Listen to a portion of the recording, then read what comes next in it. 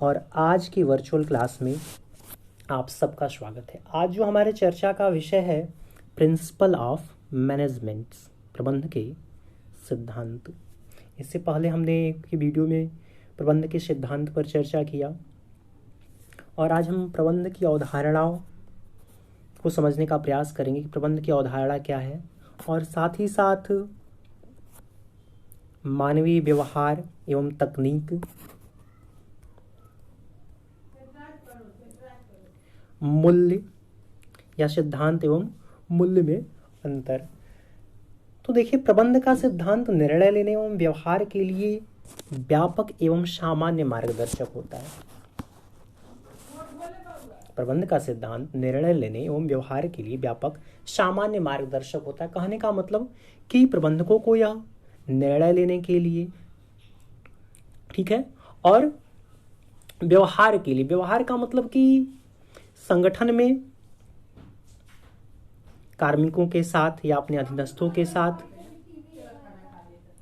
व्यवहार किस प्रकार से करना है, ठीक है, या उनसे किस रीति से हमको संप्रेषण स्थापित करना है। या जैसे एक उदाहरण के से हम समझे कि कर्मचारी की पदोन्नति के संबंध में एक प्रबंधक वरीयता या योग्यता के सिद्धांत पर चल सकता है। कहने का मतलब यदि कोई प्रबंधक अपने कर्मचारी की पदोन्नति करना चाह रहा है तो या तो वह वरीयता को ध्यान में रख सकता है या वरीयता को प्रमुखता दे सकता है, या वह योग्यता के सिद्धांत पर उस कर्मचारी की कार्मिक की पदोन्नति कर सकता है, ठीक है। अब प्रबंध के सिद्धांत और वास्तविक विज्ञान के सिद्धांत में क्या अंतर है? वास्तविक विज्ञान के सिद्धांत बेलोच होते हैं। बेलोच का मतलब कि उसमें आप परिवर्तन नहीं कर सकते हैं, ठीक है, जबकि प्रबंध के सिद्धांत वास्तविक विज्ञान के समान बेलोच नहीं होते। कहने का मतलब कि प्रबंध के सिद्धांत में कोई जरूर नहीं जो सिद्धांत आज है, क्योंकि जो प्रबंध के सिद्धांत होते हैं डायनेमिक नेचर के होते हैं। ये प्रतिपल या समय के साथ बदलते रहते हैं। प्रबंध के सिद्धांत समय के, जैसे कि प्रबंध के सिद्धांत की जो अवधारणा है, एक तो आपका नकारात्मक प्रबंध। नकारात्मक प्रबंध के अंतर्गत हम कार्य के लिए कर्मचारी को डांट कर, डपट कर, किसी प्रकार से भी कार्य कराते हैं, ठीक है। उसमें कार्य को होने पर ध्यान दिया जाता है कि कार्य होना चाहिए, चाहे जैसे भी हो, चाहे डांट कर, डपट कर, फटकार कर, ठीक है, या मार कर। लेकिन आज प्रबंध जगत में मानवतावादी दृष्टिकोण के कारण कि कर्म जिनसे हम कार्य करा रहे हैं वो क्या है, कार्मिक है, और कार्मिक की अपनी आवश्यकताएं होती है, प्रेरणाएं होती है, तो हम नकारात्मक अभिप्रेरणा के आधार के स्थान पे सकारात्मक प्रेरणा से भी कार्य करा सकते हैं, जैसे वित्तीय प्रेरणा हो गई, ठीक है, या अवित्तीय प्रेरणा। वित्तीय प्रेरणा के अंतर्गत आपका वेतन है, बोनस है, भत्ते हैं। अवित्तीय प्रेरणा के अंतर्गत कर्मचारी की प्रशंसा करना, ठीक है, या उनको स्वास्थ्य सुविधाएं प्रदान करना, अच्छी कार्य दशाएं प्रदान करना, अच्छा कार्य वातावरण प्रदान करना, ठीक है। तो प्रबंध के जो सिद्धांत हैं वास्तविक विज्ञान के समान बेलोच नहीं होते। और क्यों नहीं बेलोच होते? क्योंकि इनका संबंध मानवीय व्यवहार से है। मानव का व्यवहार प्रतिपल बदलता रहता है, उसमें परिवर्तन होता रहता है। मानव के कार्य पर उसके सुख का, दुख का, ठीक है, प्रसन्नता का या थकान का भी प्रभाव पड़ता है, ठीक है।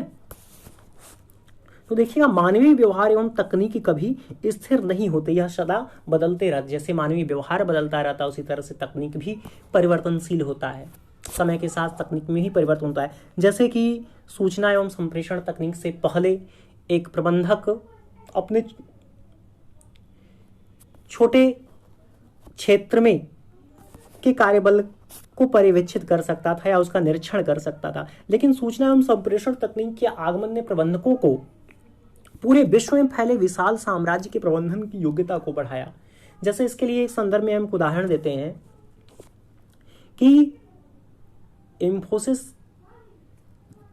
का जो प्रधान कार्यालय है बेंगलोर में, और वहां से उसका प्रबंधक अपने विश्व के सभी भागों में फैले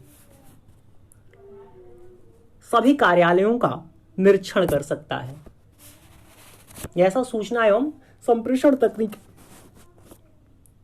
के माध्यम से संभव है, या सूचना एवं संप्रेषण तकनीक का जो आज विकास हमारे समक्ष है, आज हम इंटरनेट का प्रयोग कर रहे हैं, प्रबंध जगत में या संगठन में कंप्यूटर के प्रयोग को बढ़ावा दिया जा रहा है।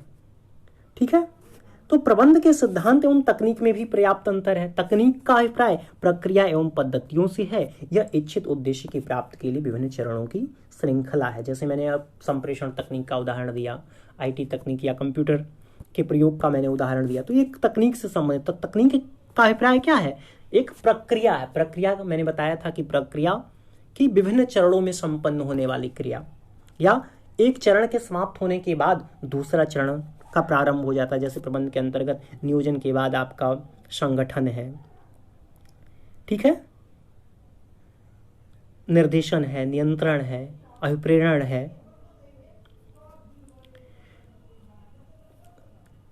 तो प्रक्रिया क्या है या तकनीक क्या है? तकनीक का अभिप्राय प्रक्रिया एवं पद्धतियों से यह इच्छित उद्देश्य की प्राप्ति के लिए विभिन्न चरणों की श्रृंखला होती है। विभिन्न चरणों की श्रृंखला का मतलब कि जब तक उद्देश्य की पूर्ति नहीं हो जाती तो एक चरण के बाद दूसरे चरण चलते रहते हैं। जैसे कि प्रबंध के अंतर्गत आपका नियोजन के बाद हम संगठन करते हैं, संगठन के बाद आप भर्ती एवं अभिप्रेरण, भर्तियां एवं नियुक्तियां करते हैं, ठीक है, फिर नियंत्रण है, अभिप्रेरण है। तो इन तकनीकों का प्रयोग हम करते हैं।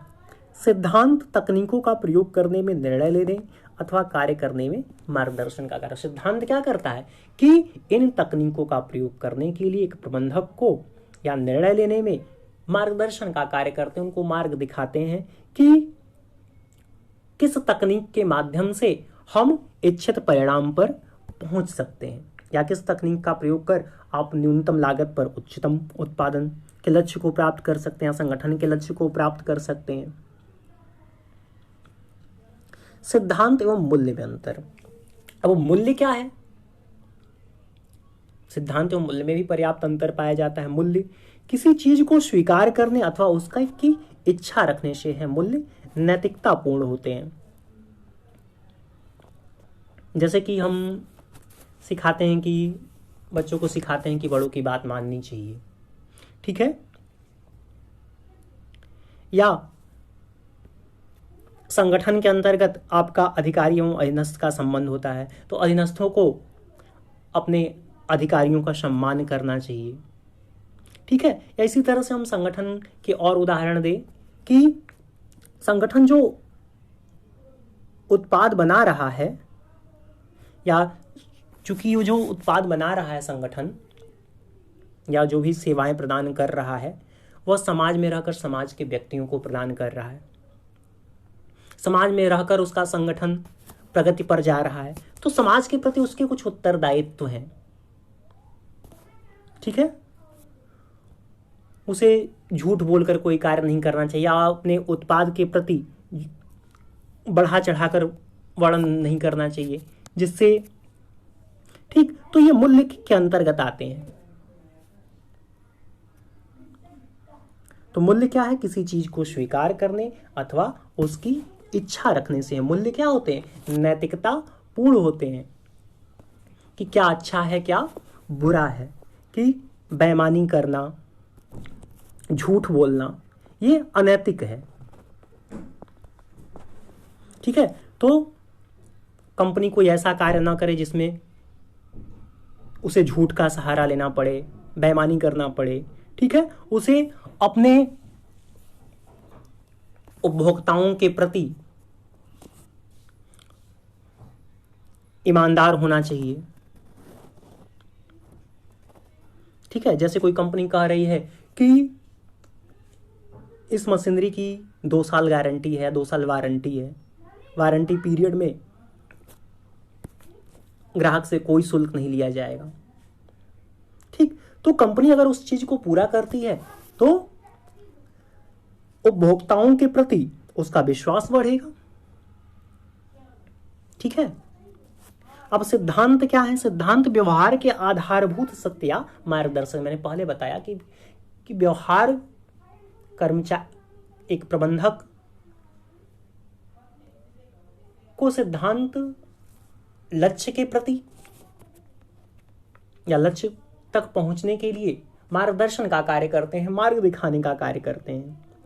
और मूल्य समाज में व्यवहार के सामान्य नियम होते हैं जिसका निर्माण सामान्य व्यवहार के द्वारा होता है।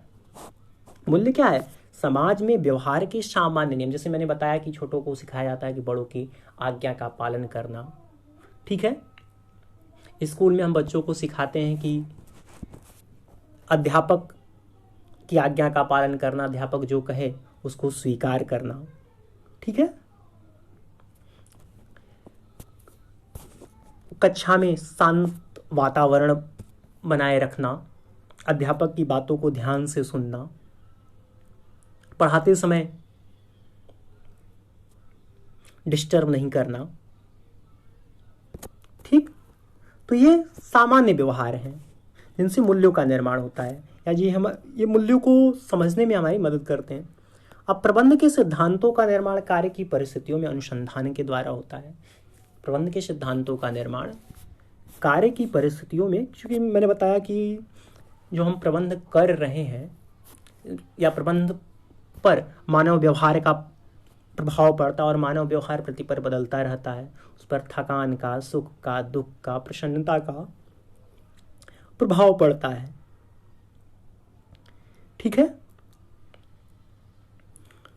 तो प्रबंध के सिद्धांतों का निर्माण जैसे जैसे परिस्थितियां आती है, प्रबंधकों के द्वारा निर्णय लिए जाते हैं या परिस्थितियों से सामंजस्य बैठाने का प्रयास किया जाता है, तो ये अनुभव से, अभ्यास से या अनुसंधान से सिद्धांतों का निर्माण होता है। अब प्रबंध के सिद्धांतों को व्यवहार में लाते समय मूल्यों की अवहेलना आप नहीं कर सकते, या किसी प्रबंधक के द्वारा कि मूल्यों को भी ध्यान में रखना होता है। क्यों मूल्यों को ध्यान में रखना है? क्योंकि कोई जो संगठन है वह समाज में है या समाज में रहकर प्रगति करता है, और संगठन का निर्माण समाज के लिए है या समाज के व्यक्तियों से ही संगठन आगे बढ़ेगा। ठीक है। तो उसके कुछ सामाजिक या नैतिक उत्तरदायित्व होते हैं। अतः सिद्धांतों को व्यवहार में लाते समय प्रबंधकों को नैतिक उत्तरदायित्वों की अवहेलना या सामाजिक एवं नैतिक उत्तरदायित्वों की अवहेलना नहीं करनी चाहिए, या अन्य शब्दों में कहें तो मूल्यों पर भी हमें ध्यान देना चाहिए। ठीक है। तो आज के लिए बस इतना ही।